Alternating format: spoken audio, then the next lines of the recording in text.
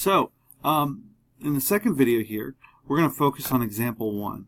And we're going to use properties of logarithms to expand the statements. So we're going to try to expand them. So when you look at these problems, you got to kind of pay attention. Do I want you to expand it or write it as a single log? Okay, so if we look at a here, I have log base 5 of the quantity a squared times b squared. Now my first rule says if I'm multiplying two things, then I can switch that to addition. So that's the same as saying log 5 of a squared plus log 5 of b to the 7th. So the first thing we did is, because we were multiplying, we wrote it as addition.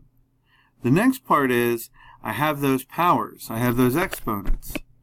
So I can use my exponent rule, and I can finally write it as 2 log 5 of a plus 7 log 5 of b.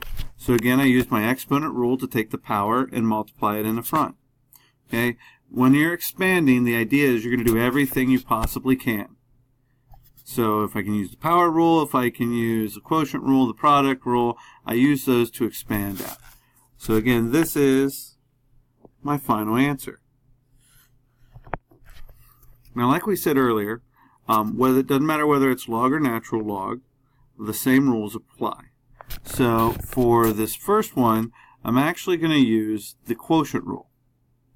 Okay, so the quotient rule says that I can actually take the natural log of the top of the fraction minus the natural log of the bottom of the fraction.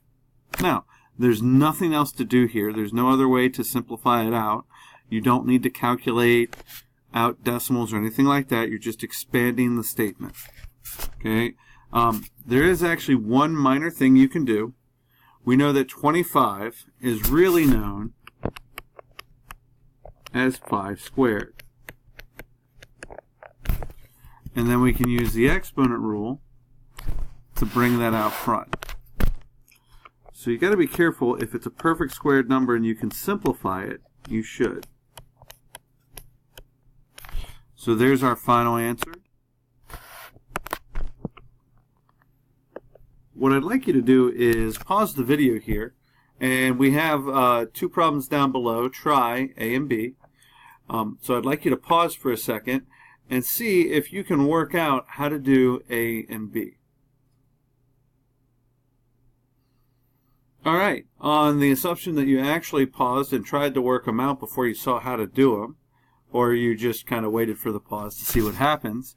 To solve these, so for A, what you would do is you would first use the quotient rule, and then you would do the product rule. So it's going to be log base 7 of the top, which is r cubed times t to the 4th, minus log 7 of the bottom of the fraction, which is v.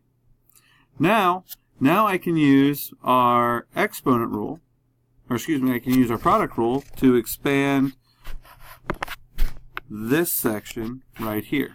So when I expand that, what it actually turns into is it is now log 7 of r cubed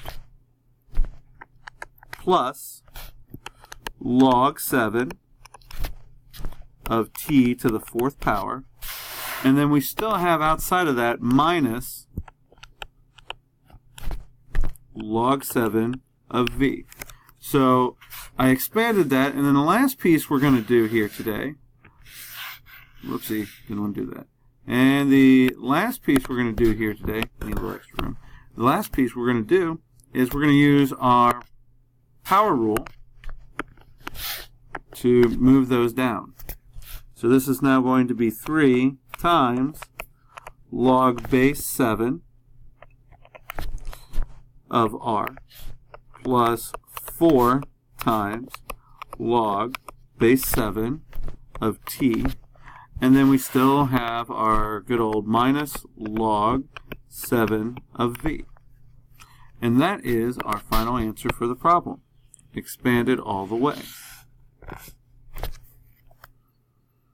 Alright, now assuming you tried B, first of all you want to see if B, 225, what to a power gives me 225. So that 225, when we calculated it out, we actually find out that that's 15 squared. So the actual problem we're trying to expand is the natural log of 7 divided by 15 squared. Now we're going to use our quotient rule like we've done before.